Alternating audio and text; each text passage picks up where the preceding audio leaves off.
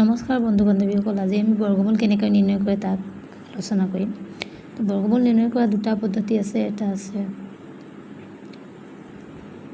মৌলিক উৎপাদীকৰণ পদ্ধতি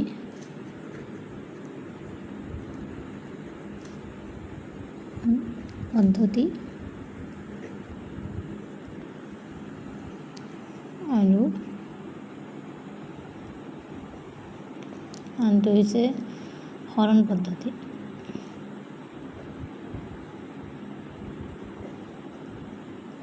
প্ৰথম আমি মৌলিক উৎপাদীকৰণ পদ্ধতিৰে কেনেকৈ বৰ্গমূল নিৰ্ণয় কৰে তাক চাম।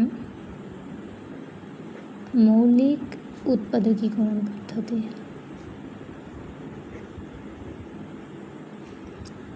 পদ্ধতিৰে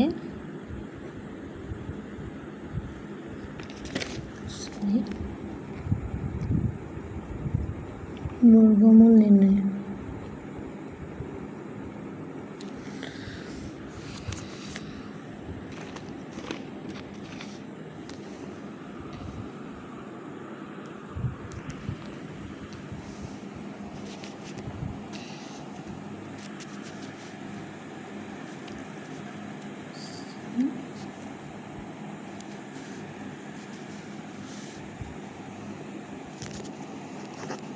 ওৱান 25-ৰ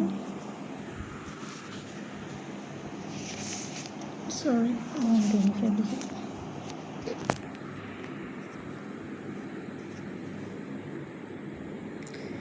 625-ৰ বৰ্গমূল কেনেকৈ নিৰ্ণয় কৰোঁ। আনচাৰ 625 মৌলিক উৎপাদীকৰণ পদ্ধতি মতে এনেকৈ কৰিব লাগিব। আমি প্ৰথম চাব লাগিব যে শেষৰ সংখ্যাটো কি আছে। ইয়াত যিহেতু শেষৰ সংখ্যা 5 আছে, গতিকে 5ৰেই যাব। 5 × 5 আমি 5 দুগুণ দিলে 6তকৈ বেছি হৈ যাব, সেইকাৰণে 5 × 5 ইয়াত 5 হ'ল, তো 6 আছিলে, 6ৰ পৰা 1 এটা ইয়ালৈ আহিব, 1 এটা ইয়ালৈ অহাৰ লগে লগে ইয়াত 12 হৈ যাব। চ' 5 দুগুণ 10, 10হে পালোঁ। ইয়াৰ পৰা 2 এটা থাকি গ'ল, সেই 2টো আমাৰ 5ৰ আগফালে আহিব, 25 হৈ যাব। 5 × 25। আশা কৰিছোঁ আপোনালোকে বুজি পাইছে বুলি। চাওক 5 × 5 ইয়াত 5 হ'ল, 1 এটা থাকি গ'ল, সেই 1টো ইয়ালৈ আহিলে 12 হ'ব। 5 দুগুণ 10, ইয়াত 12 হৈ যোৱাৰ পিছত 10, তো 12ৰ 2 থাকিলে, 2টো ইয়ালৈ আহিলে 25 হ'ব, এইকাৰণে 5 × 5 = 25। ক্লিয়াৰ হৈছে বুলি আশা কৰিছোঁ। নেক্সট লাইনতো চাব যে ইয়াত 5 আছে, মানে ই 5ৰেই যাব। 5 দুগুণ 10, 5 দুগুণ 10, 10ৰ ইয়াত 12ৰ 2 এটা থাকি গ'ল, 2টো এইফালে গ'লে 25 হ'ব। 5 × 5 = 25।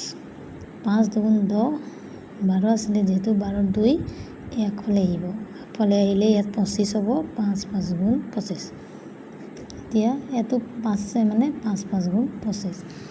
এতিয়া চাওক আমি কেইটা 5 পালোঁ, 4টা 5 পালোঁ আমি।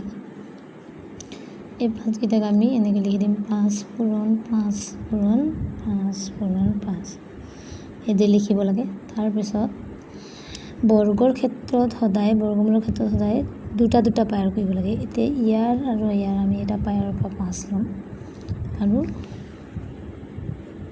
5 আৰু 5ৰ এটা পায়াৰৰ পৰা আমি এটা 5 ল'ম।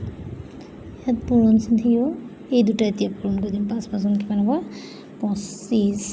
এতেকে আমাৰ বৰ্গমূল কি হ'ব, 625ৰ বৰ্গমূল হ'ব 25।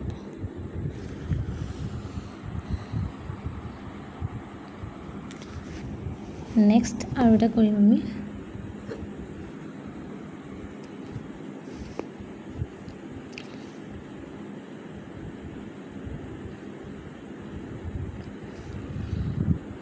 এতিয়া আমি 64ৰ বৰ্গমূল নিৰ্ণয় কৰিম। 64 এইদৰে লিখিম। এতিয়া লাষ্টৰ একক সংখ্যাটো চাম। একক সংখ্যাটো যদি যুগ্ম সংখ্যা থাকে, যুগ্ম সংখ্যা যদি থাকে সদায় 2ৰে হৰণ যাব। সেইকাৰণে ইয়াত যিহেতু 4 আছে, 2ৰে হৰণ যাব। 2 × 3 = 6, 2 × 4।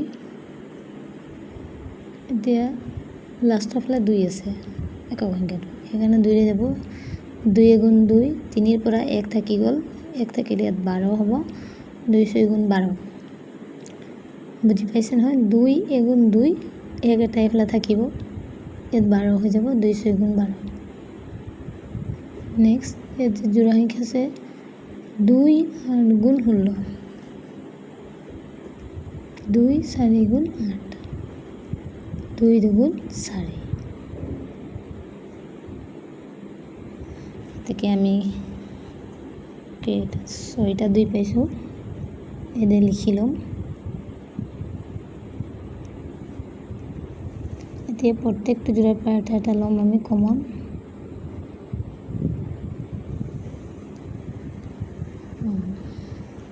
এই দুটাৰ পৰা এটা এই দুটাৰ পৰা এটা আৰু এইটো দুটাৰ পৰা এটা আমি এনেকৈ কমন লৈ ল'ম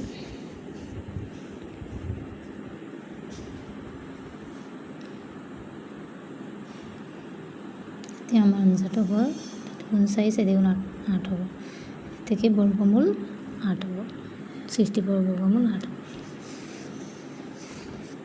থেংক ইউ